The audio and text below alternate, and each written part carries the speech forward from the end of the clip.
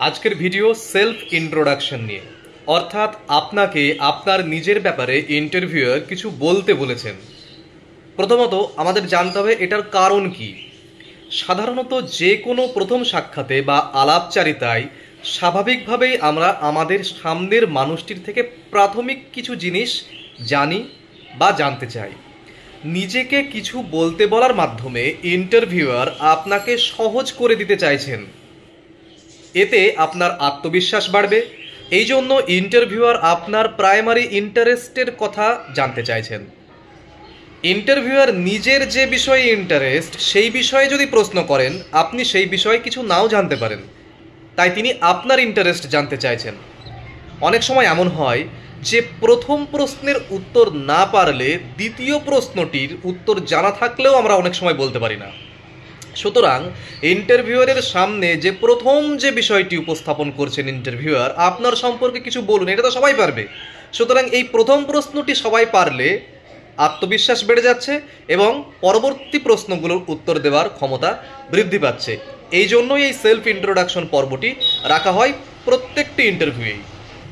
কিন্তু মনে রাখতে হবে, এই সেলফ ইন্ট্রোডাকশন শেষ করলেই অথবা শেষ করবার আগেই আপনার সেলফ ইন্ট্রোডাকশন চলাকালীনই আপনার মুখের যে কোনো কথা কেড়ে নিয়ে তারা প্রশ্ন করে ফেলতে পারেন।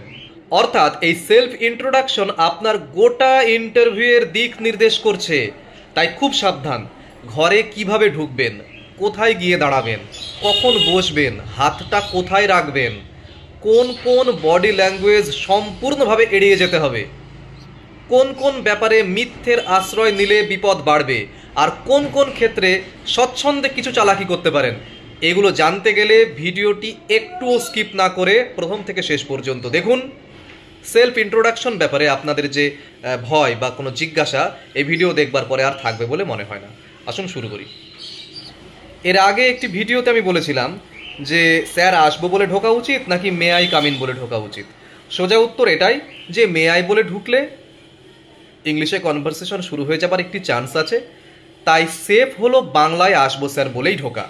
আপনার যদি ইংরেজিও সাবজেক্ট হয় তবুও নির্দ্বিধায় বাংলাতে আসবো স্যার বলে ঢুকতে পারেন। এতে এতটুকু ইমপ্রেশন খারাপ হওয়া বা স্মার্টনেস ল্যাক করবার কোনো ভয় নেই। এবার আপনাকে ভেতরে ঢোকার অনুমতি দিলেন তারা। ইংলিশ সাবজেক্ট না হলে ওনারাও বাংলাতেই আপনাকে বলবেন আসুন। ইংলিশ সাবজেক্ট হলে চান্স কিন্তু থাকছেই ইংলিশে কামিন বলবার। ওকে, এবার আপনার ঘরে ঢুকছেন। লক্ষ্য রাখবেন পায়ে যেন খুব বেশি আওয়াজ না হয়। আপনার পায়ে যে জুতো থাকবে তাতে যেন খটখট বা চটাস পটাস করে আওয়াজ না হয়। যারা জেন্টলম্যান হন তাদের চলাফেরাতে এরকম চটাস পটাস করে আওয়াজ হয় না। সুতরাং যে জুতোটি আপনি পরে যাবেন সেই জুতোতে যেন ওই রকম কোনো আওয়াজ না সৃষ্টি হয়, এর দিকে নজর রাখবেন। কোনো বাড়তি আওয়াজ না করে, খুব স্পিডে নয় খুব ধীরেও নয়, ঠিক যেমন নর্মাল হাঁটেন সেভাবেই আপনার চেয়ারের পাশে গিয়ে দাঁড়ালেন। এই যে দাঁড়ালেন, ভুলেও বসতে যাবেন না। আপনাকে ঘরে ঢোকার অনুমতি দেওয়া হয়েছে এখনো পর্যন্ত, চেয়ারে বসবার নয়। আপনাকে বসতে বলবেন, তারপরে আপনি বসবেন। এবার এই যে কয়েক সেকেন্ড চেয়ারের পাশে গিয়ে দাঁড়াবেন, এই সময়টুকুতে কি কি ভুল করবেন না। ভুলেও প্যান্টের পকেটের মধ্যে হাত দিয়ে দাঁড়াবেন না, বা পেছনে হাত দিয়েও দাঁড়াবেন না, অথবা বিবেকানন্দ পোজও নেবেন না। সব থেকে সেফ হলো হাত দুটো গুটিয়ে এনে কোমরের কাছে রাখা। এই যে টুকরো টুকরো ব্যাপারগুলো যেগুলো আপাত দৃষ্টিতে খুব নগণ্য বলে মনে হচ্ছে, এগুলোকে মোটেই নগণ্য ভাববেন না। যে মুহূর্তে ঘরের চৌকাঠ পেরিয়ে আপনি এক পা ফেলেছেন ওই রুমের মধ্যে, আপনার পার্সোনালিটি টেস্ট কিন্তু তখন থেকে শুরু হয়ে গেছে। আপনি ভাববেন না যখন আপনাকে চেয়ারে বসবার অনুমতি দেওয়া হবে তখন থেকে আপনার টেস্ট শুরু হচ্ছে। না না, টেস্ট কিন্তু আপনার শুরু হচ্ছে ঘরের চৌকাঠ পেরিয়ে ঘরে ঢোকার মুহূর্ত থেকেই। কিভাবে হেঁটে আসছেন, কিভাবে এসে দাঁড়াচ্ছেন, সোজা হয়ে হেঁটে এলেন নাকি কুঁজো হয়ে, পায়ে আওয়াজ করতে করতে নাকি জেন্টলি, এই সমস্ত কিন্তু তাদের দেখা শুরু হয়ে গেছে। তারা কিন্তু সমস্ত কিছু নোটিশ করছেন। এবার আপনি চেয়ারের পাশে এসে দাঁড়ালেন, চেয়ারের পেছনে দাঁড়াবেন না, পাশে দাঁড়ান, বসবেন না। এবার চেয়ারের পাশে দাঁড়িয়ে কুশল বিনিময় করবেন। আপনি সকলকে নমস্কার বলুন। এখানে খুব খুব গুরুত্বপূর্ণ একটি জিনিস মাথায় রাখতে হবে। আপনার ইন্টারভিউ টেবিলে ধরুন 4 জন আছেন, আপনি নমস্কার স্যার বলছেন, কিন্তু আপনার সাথে আই কন্ট্যাক্ট হতে হবে সবার। শুধু একজনের সঙ্গে নয়, অর্থাৎ একজনকে আপনি নমস্কার বলবেন না। নমস্কার স্যার বলে চারজনকে চারবার নমস্কার বলবেন সেটি বলছি না, কিন্তু আই কন্ট্যাক্ট থাকতে হবে সবার সঙ্গে। আপনি একবারই নমস্কার স্যার বলুন, কিন্তু আই কন্ট্যাক্ট রাখুন সবার সঙ্গে। এবার দেখা গেল ওই চারজনের মধ্যে একজন ম্যাডাম আছেন, এবার কি করবেন? আপনি নমস্কার স্যার একবার বলবেন তিনজন স্যারের দিকে তাকিয়ে, এবং নমস্কার ম্যামও বলবেন একবার ম্যামের দিকে তাকিয়ে। চোখ এবং মাথা এখানে খুব গুরুত্বপূর্ণ। আপনাকে ওখানে থাকা প্রত্যেককেই অ্যাড্রেস করতে হবে, এটা যেন মাথায় থাকে। এবার তারা আপনাকে বসতে বললেন, আপনি বসবেন। লক্ষ্য রাখবেন বসবার সময় চেয়ার টেনে নিয়ে বসতে গিয়ে ক্যাঁচ ক্যাঁচ আওয়াজ বানিয়ে ফেলবেন না। চেয়ারের জায়গাতেই থাকবে। আপনি তো চেয়ারের ঠিক পাশেই দাঁড়িয়ে আছেন। আপনি সুবিধে করে আস্তে করে পা ফেলে চেয়ারের সামনে গিয়ে চেয়ারে বসুন। চেয়ারটাকে টানবার কোনো প্রয়োজন নেই। এটা দেখতেও খুব একটা শোভন লাগে না। আর তাছাড়া কাঠের বড় চেয়ার টানতে গিয়ে ক্যাঁচ ক্যাঁচ আওয়াজ হয়ে যেতে পারে ফ্লোরের সঙ্গে ঘর্ষণে। আবার এমনও হতে পারে যে আপনার শরীরের বল এতই কম যে মোটা কাঠের চেয়ার সরাতে গিয়ে আপনি সরাতেই পারলেন না, সেটা আবার আরও দৃষ্টিকটু। সুতরাং নর্মালি আপনি চেয়ারের পাশেই তো আছেন, এগিয়ে গিয়ে পা ফেলে সুন্দরভাবে চেয়ারে বসুন। এবার কথা হলো চেয়ারে বসে পড়বার পর কি কি সতর্কতা অবলম্বন করবেন। কোনোভাবেই পায়ের উপর পা তুলে বসবেন না, চেয়ারে এলিয়ে হেলান দিয়ে বসবেন না, চেয়ারের দুই হাতলের উপরে দুই হাত দিয়ে বসবেন না। আর মোস্ট ইম্পর্টেন্ট হলো সামনে যে টেবিলের ওপ্রান্তে তিন চারজন বাঘ বসে আছেন, সেই টেবিলে যতক্ষণ ইন্টারভিউ চলছে ভুলেও সেই টেবিলে হাত রেখে বসবেন না। ধরুন আপনি একটি ক্লাসরুমে আছেন, চেয়ারে বসে আছেন, একটি ছাত্রকে যে কোনো কারণেই হোক আপনি ডেকেছেন। সে এসে যদি আপনার সামনে ডেস্কের উপরে হাত দিয়ে ভর দিয়ে দাঁড়ায়, ব্যাপারটা কেমন লাগবে? নিশ্চয়ই খুব অ্যারোগেন্ট লাগবে ব্যাপারটা, তাই না? একইভাবে আপনার সামনের টেবিলের উপর হাত দিয়ে ভর দিয়ে বা হাত রেখে কোনো সময় কথা বলবেন না। বা ইন্টারভিউ শেষেও যখন আপনি উঠে যাচ্ছেন তখন সেই টেবিলে ভর দিয়ে আপনি উঠবেন না। এবার তাহলে আপনি বসেছেন চেয়ারে, যদি ইন্টারভিউ টেবিলের ওই প্রান্ত থেকে ওই তিন চারজন ব্যক্তি আপনার হাত দেখতে পায়, তাহলে খবরদার হাত দিয়ে কাঁচুমাচু করবেন না। ভিডিওটি দেখুন, এরকম করে কাঁচুমাচু করবেন না, এটি প্যানিকের লক্ষণ। আপনি যে প্যানিকড হচ্ছেন ভেতরে, সেটার কোনো বহিঃপ্রকাশ যেন দেখা না যায়। এবার তাহলে আপনি বসেছেন চেয়ারে, বসেই প্রথম কাজ হলো ধন্যবাদ দিন সবাইকে। আমি সচেতনভাবে ধন্যবাদ কথাটাই ইউজ করছি, থ্যাংক ইউ না বলে। তার একটাই কারণ, কনভারসেশন বাংলাতে রাখা। ইংলিশ সাবজেক্ট ছাড়া কারোর চাপ নেই, ইংলিশে হবে না কনভারসেশন। কিন্তু ইংলিশও যদি সাবজেক্ট হয়, যথাসম্ভব আপনার দিক থেকে বাংলায় শব্দ চয়ন করুন শুরুর দিকে। সাবজেক্ট যদি ইংলিশ হয় আর আপনি নিজেই যদি ইংলিশ শুরু করেন, খুব সম্ভাবনা থাকছে টোটাল কনভারসেশন ইংলিশে হয়ে যাবার। যেহেতু আমরা ম্যাক্সিমাম বাংলা মিডিয়ামের স্টুডেন্ট ছিলাম, আমরা ইংলিশ পড়তে পারি, পড়াতে পারি, লিখতে পারি, বুঝতে পারি, কিন্তু বলতে গেলে আমাদের যে প্রবলেম, যে ফ্লুয়েন্সির যে প্রবলেম সেটি যেহেতু হয়, সেই কারণে সচেতনভাবে আপনি ইংলিশের কনভারসেশন আপনার দিক থেকে অন্তত আপনি এড়িয়ে চলবার চেষ্টা করুন। আর যদি ইংলিশে স্বচ্ছন্দ হন তাহলে তো মোস্ট ওয়েলকাম। আচ্ছা, তাহলে এই যে আপনি চেয়ারে বসছেন, বসে ধন্যবাদ দিচ্ছেন, এটা কিন্তু আপনি তাকেই ধন্যবাদ দিচ্ছেন যিনি আপনাকে বসতে বলেছিলেন। এই ধন্যবাদ কিন্তু একের বেশি হবে না। মানে ওই যে বলেছিলাম যে ম্যাম থাকলেও ম্যামকেও অ্যাড্রেস করতে হবে, স্যারদেরও করতে হবে। এখানে যদি স্যার আপনাকে বসতে বলেন তাহলে তাকে ধন্যবাদ বলুন, ম্যাম বললে ম্যামকে দিন। একের বেশি ধন্যবাদ এখানে নিষ্প্রয়োজন। এবার তাহলে চেয়ারে বসে ধন্যবাদ দিলেন, বসার পর হাতটা কোথায় রাখছেন? হাতটা হাঁটুর উপর রাখুন, এইভাবে স্ট্রেট বসুন। আবার আর্টিফিশিয়ালভাবে এত স্ট্রেট বসতে যাবেন না যে দেখে অড লাগে। নর্মালভাবে বসুন, সুস্থ স্বাভাবিক মানুষ যেমন বসে দেখে যেন স্বাভাবিক লাগে।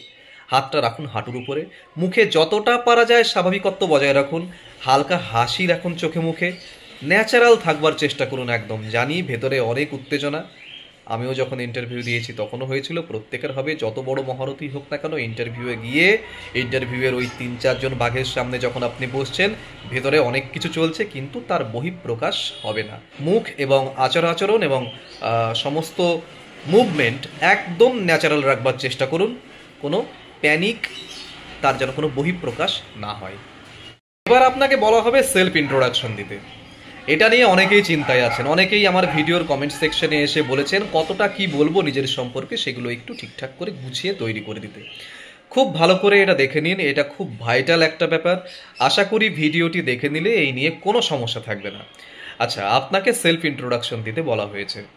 মনে রাখতে হবে সময় খুব অল্প সময়ে ব্রিফ করতে হবে আপনাকে নিজেকে। আপনি শুরু করুন। স্যার, আমাকে নিজের সম্পর্কে বলতে দেবার জন্য অসংখ্য ধন্যবাদ। আমি অমুক বিশ্বাস, অমুক জেলার অমুক গ্রাম বা শহর থেকে আসছি। জেলার নাম মাস্ট বলতেই হবে। এরপর স্কুলিংটা বলুন। আমি অমুক ও অমুক বিদ্যালয় থেকে যথাক্রমে সেকেন্ডারি ও হায়ার সেকেন্ডারি পাশ করি। এরপর এত সালে অমুক কলেজ থেকে আমি অমুক সাবজেক্টে গ্র্যাজুয়েশন কমপ্লিট করি। এখানে এই প্রশ্নটি বারবার ওঠে, মাস্টার্স আছে বলবো কি বলবো না। আমার মতে সহজ উত্তর হলো, যদি সার্টিফিকেট আপনি শো করেন ফর্ম ফিল আপের সময়, যদি মাস্টার্স দেখিয়েই ফর্ম ফিল আপ করেন, তাহলে বলুন যে এরপর আমি অমুক ইউনিভার্সিটি থেকে এত সালে মাস্টার্স করেছি। যদি গ্র্যাজুয়েশনের নাম্বার পর্যন্ত শো করে থাকেন ফর্ম ফিল আপের সময়, তাহলে দরকার নেই বলবার। এই যে দরকার নেই বলছি, এটা কিন্তু ম্যান টু ম্যান ভ্যারি করবে। মাস্টার্স শো করেননি অথচ মাস্টার্সের কথা বলে দিলেন, আপনাকে কিন্তু মাস্টার্স লেভেলে প্রশ্ন ধরতে পারেন। আপনি যদি সেটার জন্য রেডি থাকেন তাহলে ওয়েলকাম। মাস্টার্স মানেই ভালো ইমপ্রেশন ক্রিয়েট তো হচ্ছেই। আর যদি নিজের উপর ভরসা থাকে, প্রিপারেশন যদি তুঙ্গে থাকে, তাহলে মাস্টার্স থেকে করা প্রশ্ন আপনি খুব সহজে হ্যান্ডেলও করছেন। সুতরাং বলতে পারেন মাস্টার্সের কথা। কিন্তু যদি মনে করেন যে মাস্টার্সের সিলেবাস থেকে প্রশ্ন করলে আপনার চাপ আছে, তাহলে এড়িয়ে যান। আপনি তো ফর্ম ফিল আপের সময় উল্লেখও করেননি, সেক্ষেত্রে এড়িয়ে যান। মনে রাখবেন, ইন্টারভিউ কোন পথে যাবে তার চাবিকাঠি আপনার হাতে। আপনি যেদিকে নিয়ে যাবেন সেদিকেই কিন্তু ওনারা যাবেন। তাই খুব সাবধানে পা ফেলতে হবে। আপনার মাস্টার্স থেকে প্রিপারেশন ঠিক নেই, অথচ শুধুমাত্র গুড ইমপ্রেশন ক্রিয়েট করবার জন্য বলে দিলেন যে আপনার মাস্টার্স আছে, তারপরে প্রশ্ন করা হলো, উত্তর দিতে পারলেন না, ফেঁসে গেলেন কিন্তু পুরো। এরকম হওয়া কিন্তু এতটুকুও বাঞ্ছনীয় নয়। একইভাবে আপনি ধরুন গ্রুপ সি এর চাকরি ছেড়ে শিক্ষক পদে আসতে চলেছেন, সেন্ট্রালের কোনো চাকরি ছেড়ে শিক্ষকতার পদে আসতে চলেছেন, এগুলো উল্লেখের কোনো প্রয়োজন নেই। অনেকেই প্রশ্ন করছেন যে সেলফ ইন্ট্রোডাকশনে এগুলো কি বলবো, আমার আগের চাকরির কথা বলবো কি বলবো না। 2016 প্যানেলের যারা আছেন তাদের জন্য আলাদা। আমি অন্যান্য যে সমস্ত গ্রুপ সি থেকে আসছেন, গ্রুপ ডি থেকে আসছেন, অন্যান্য শিক্ষকতা ছাড়া অন্যান্য কোনো চাকরি করছেন, তারা কি বলবেন বা বলবেন না বুঝে নিন ভালো করে। আপনি যদি টিচিং লাইনেই থাকতেন, সেক্ষেত্রে যদি সেটা বলতেন, সেটা ভালো ইমপ্রেশন ক্রিয়েট করতো। কিন্তু গ্রুপ সি বা গ্রুপ ডি বা কেন্দ্রীয় সরকারের কোনো চাকরি ছেড়ে এখানে জয়েন করতে আসছেন, সেটা জানতে পারলে এ প্রশ্ন আসতেই পারে যে একটি বেকারকে না দিয়ে আপনাকে কেন এই চাকরিটা দেব, আপনি তো একটি চাকরি করছেন। সুতরাং সেগুলো ইন্ট্রোডাকশনে দেবার কোনো প্রয়োজন নেই, এড়িয়ে যান।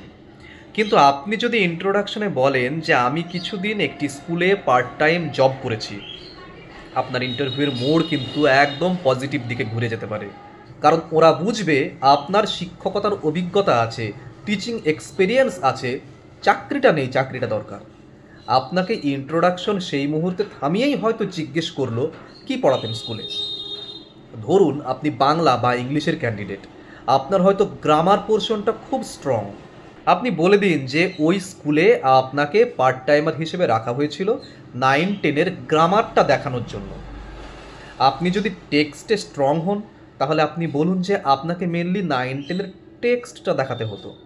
এই যে আপনি বলবেন গ্রামার পড়াতেন, সাথে সাথে আপনাকে থামিয়ে দিয়ে গ্রামার থেকে প্রশ্ন করবেন ওনারা। এই যে টেক্সট করাতেন বলবেন, সাথে সাথে বলবে ক্লাস 10-এ আছে এমন একটি কবিতার নাম করো, কার লেখা বলো, তিনি কোন যুগের কবি, তার লেখা আরও 2-1টি কবিতার নাম করুন। অর্থাৎ আবার সেই একই কথা, আপনি যেদিকে চালাবেন ওরা সেদিকে চলবে। আমি বাংলা ইংরেজি দিয়ে বোঝালাম, কিন্তু প্রত্যেকটি সাবজেক্টের ক্ষেত্রেই প্রত্যেকটি ক্যান্ডিডেটের কিছু কিছু স্ট্রং পোর্শন আছে, কিছু কিছু উইক পোর্শন আছে। আপনি আপনার সুবিধে মতো এইগুলোকে নিয়ন্ত্রণ করতে পারেন এবং ইন্টারভিউ কোন দিকে যাবে আপনি সেটা স্থির করতে পারেন। আপনি যদি পার্ট টাইম নাও করে থাকেন তাও বলুন, অসুবিধে নেই কিছু। শুধু স্কুলের নাম যদি জিজ্ঞেস করে কত স্টুডেন্ট ছিল সেই স্কুলে, হেডমাস্টার মশাইয়ের নাম কি, এই সব প্রশ্নগুলো কিন্তু করতে পারে নর্মালি।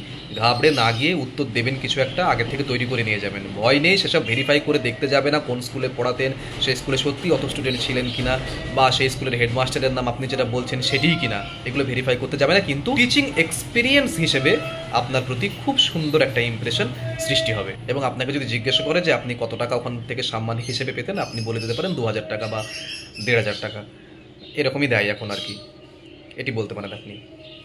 অথবা আরও একটি কাজ করতে পারেন, আপনি বলতে পারেন আপনি টিউশন করেন, সেক্ষেত্রেও একটা ভালো ইমপ্রেশন তৈরি হবে আপনার উপর। তাহলে কত দূর এলাম? স্যার আমি অমুক অমুক জেলার অমুক গ্রাম বা শহর থেকে এসেছি। এরপর আপনার স্কুলিং বললেন, গ্র্যাজুয়েশন বললেন, মাস্টার্সের কথা বললেন, চাইলে বললেন না। এরপর কত সালে কোন কলেজ থেকে বিএড করেছেন বা প্রাইমারির ক্ষেত্রে ডিএড করেছেন সেটা বললেন।